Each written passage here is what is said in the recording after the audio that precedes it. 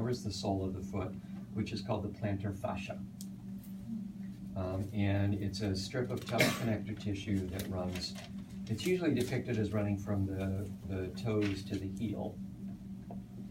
And it has a couple of functions. One is that, can you see if it would be better to do it with this one. So, oh my gosh, this guy's got some problems with his toes here. Yeah. How old is he? He's kind of old, and he's also kind of dirty. I need to clean him, but I haven't figured out how to do it. Is that sticky feet? I was thinking that I could just throw him in the tub. Yeah. Okay, so this is the plantar fascia on the sole of the foot.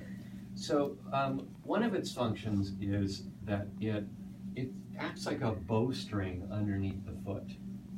So can you see that? I mean, like a bow, like like a bow and arrow, right? So if you visualize, you've got a bow and arrow like this.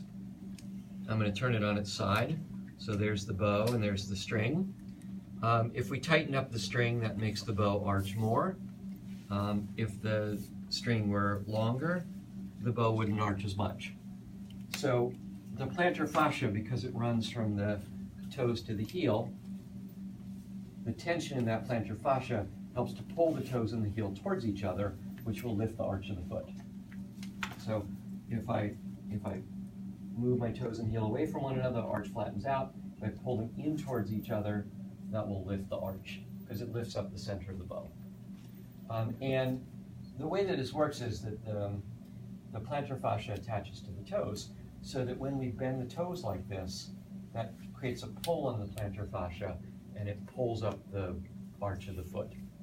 When the arch of the foot lifts, it locks all the bones together, so it makes the foot kind of a rigid structure. So if I'm walking, when I put weight down on my foot, the arches will flatten out a little bit. It allows us to absorb shock.